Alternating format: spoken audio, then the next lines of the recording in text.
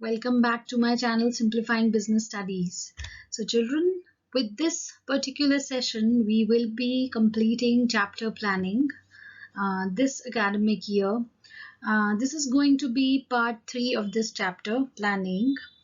Before I start my session, I would like to ask you whether you have completed all what you have planned for today. If you have done that, so do not forget to plan for tomorrow. So with this beautiful thought, we are going to start our session today. So in this particular session, we will understand about planning process. Let us understand what step planning process involves. Defining objectives, developing planning premises or assumptions, identifying alternative courses of actions, evaluating alternative courses of action, selecting an alternative, implementing the plan, and then follow-up action. So children, this is the whole planning process. Let us understand one by one what does these steps tells us. First one is defining objectives. So what is objective? Objective is something which is specified as something what an organization is willing to achieve. We also have certain objectives in our life that we are so willing to achieve, right? So similarly, an organization also have certain objectives. So these objectives can be set for an entire organization and started to the department with every these are then mentioned to every single department clearly that what is expected out of those departments to fulfill the overall goals of the organization. For example, if an organization is willing to increase its sale by 25%, then what instruction will be given to production department? That it will have to increase its production. The purchase department, the instruction will be given to purchase department to buy more raw material. Finance department will be given an instruction to provide finances to these departments. So yes, the overall objective is set, then it is clearly stated to each and every department that what they are expected to do so that the overall objective of an organization can be fulfilled. Then again, these departments then allocate these plans into they scatter all these big things into doable small tasks, which is then again delivered to lot of employees in the organization so that they can individually do what they are expected to do to have their own contribution to the overall objectives of the organization. So generally these objectives are in numeric terms. A firm is willing to have growth. So growth cannot be measured unless we have some numerical terms to define it. For example, for an organization, growth is increase in the number of branches. For other organization, growth means increase in sales. For other organization, it can be increase in their revenues and profits. So it can be different to different organizations. So yes, first thing is defining the objectives clearly. Yes, objectives, as I just mentioned, objective could be to achieve sales, expansion of business. Yes, it should be in some numeric terms. Developing premises. What does it mean to have developed premises? So premises generally means assumptions. When we are doing planning for ourselves, for our business, we always have to have certain assumptions about lot of things like how market will react, what kind of demand will come across in the market. If we will put a product in a market, what can be the reaction of people, what can be the reaction of the competitors. So we have to make lot of assumptions, lot of forecasting about the future. This is what premises is. These assumptions will provide the basis for planning and therefore they are called premises. So all these assumptions, all these forecasting, they definitely help us. They provide a basis for planning. So these are called premises. All the managers involved in planning should be familiar with them because plans are expected to operate and reach their destination subject to these. So yes, every manager has to carefully forecast all these assumptions about the future, because if he will not be able to do that correctly, his plans will not may not work in a situation which may arise in future. So he has to always operate thinking about all these assumptions. What can be the internal premises, what can be the internal premises or assumptions what a business person or a manager makes. It's about the cost of the product, it's about the capital, it's about the machinery, it's about the profitability. So these are all the assumptions which a business is supposed to make about its uh, internal environment. What are the external premises, what are the external assumption one has to make? Yes, what are the changes in the technology coming across, what is the population growth, what is the strength of competition which our product can face. It can be the government policies also. So these all these assumptions help a business to make its plan in a better way, so that there is lesser chance of failing those plans. Then the next point under this category is identifying alternatives. So generally, when we are planning about our business, there are many alternatives to achieve those objectives. So in this particular step, what a business try to do is it try to find out through what alternatives it can achieve its objectives. For example, if someone is willing to increase the sale, we can see this example on your screen. If an organization is willing to increase the sale, how can that be done? It can be done by enhancing the advertising expenditure. It can be done by appointing salesmen for door-to-door sales. It can be done by giving extensive discounts for the sale, or it can be done by adding more products to the product line. So yes, after setting the objectives, managers makes a list of alternatives through which an organization can achieve its objectives, as there can be many ways to achieve the objectives.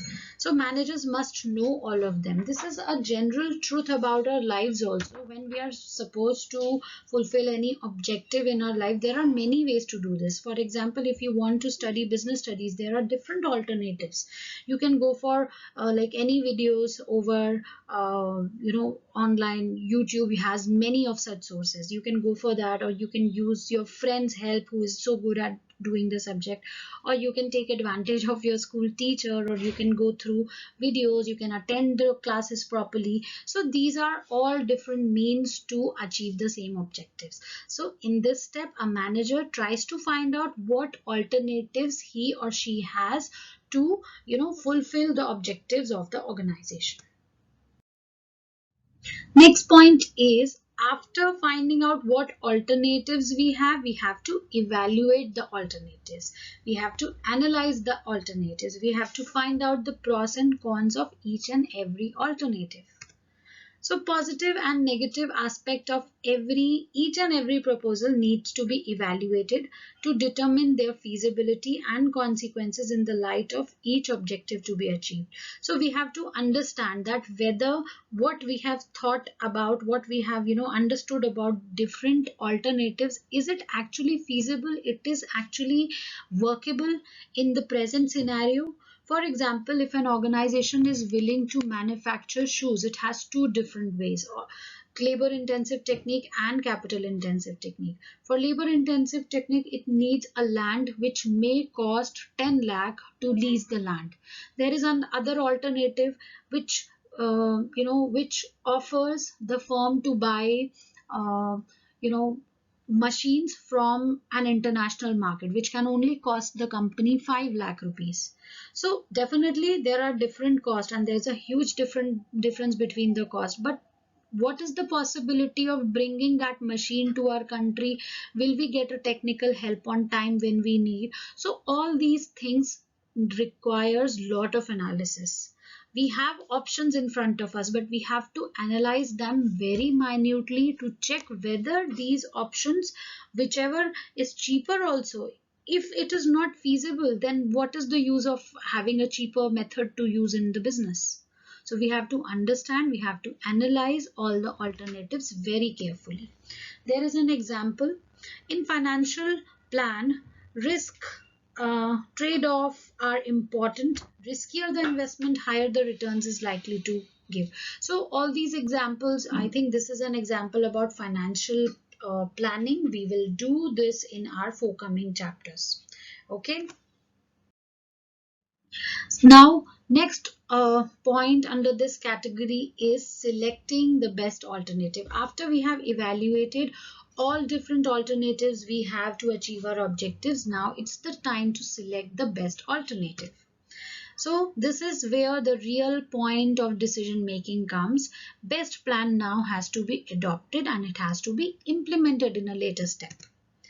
Ideal plan, what is an ideal plan? Which is most feasible, which is most profitable with least negative consequences. We just cannot say this, that our plan, what we have chosen, will not generate any negative consequences.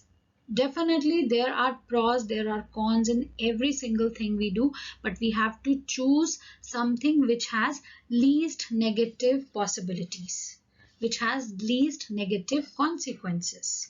So yes, this is the best plan which we choose under this step. So most plans may not be subjected to mathematical analysis. In such cases, subjectivity and manager's experience, judgment, intuition are important to select the most viable alternatives. So yes, this is a case where like every single thing which we see across us cannot gives us a, you know, cannot give us a proper number through which we can find out which is better for us or which is not good for us, right? So in this kind of case, the subjectivity, manager's experience, his own personal judgment, his own intuitions comes across, and it helps him to decide, to find out which is a better way to go for. Sometimes a combination of plan may be selected instead of the best course. Sometimes we are not able to choose just one plan to do something. We have to, make a better combination by, assembling, by, bringing together two different plans and modulating them and modifying them to make our own best course of action. So yes, sometimes we cannot choose just one best alternative. We have to make a combination of two or three different things. So this can also be a possibility. Now next step is to implement the plan. We have done enough work to make our plan, to find the alternatives, to evaluate the different alternatives, to choose one of those alternatives or a combination of alternatives. Now it is the time to get things into action. So this is about putting the plan to the action. Very clearly stated.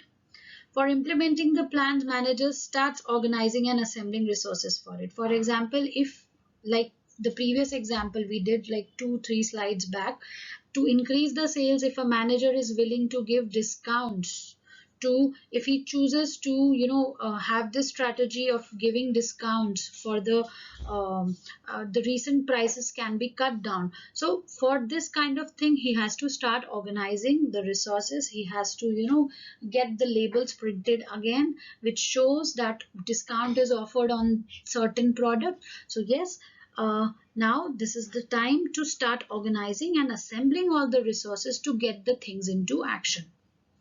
If there is a plan to increase production, then more labor, more machinery will be required. This step would also involve organizing more labor and purchase of machinery. So this is one more example. If there is a plan to increase the production, then more labor has to be brought in, more machinery has to be brought in. So all these things have to be organized timely so that things can be done on time. Now, last step under the process of planning is follow-up action. So what is follow-up action? Now, this step requires lot of monitoring so that we can ensure what we have decided, what we have, thought about, it is actually into action. It is performed as per it is scheduled. Whenever there are deviations from plan, immediate action has to be taken to bring implementation according to the plan or make changes in the plan. For example, if an organization has planned to produce 12,000 motorcycles in a year, and after the first month, they noticed that instead of 1000 motorcycles, the factory is able to produce only 900 motorcycles. That means something has to be done so that this thing cannot be repeated next month. So yes, if certain kind of deviations are there, immediate action has to be taken so that things will not go worse next time. That can be controlled as soon as possible. So children, this was the process of planning. I'm sure this is understandable to all of you. And if you have any questions, any suggestions, you can always write it in the comment box or you can reach me through this email. I hope my content, my work is being useful to all of you. Thank you so much. Have a very, very nice day ahead.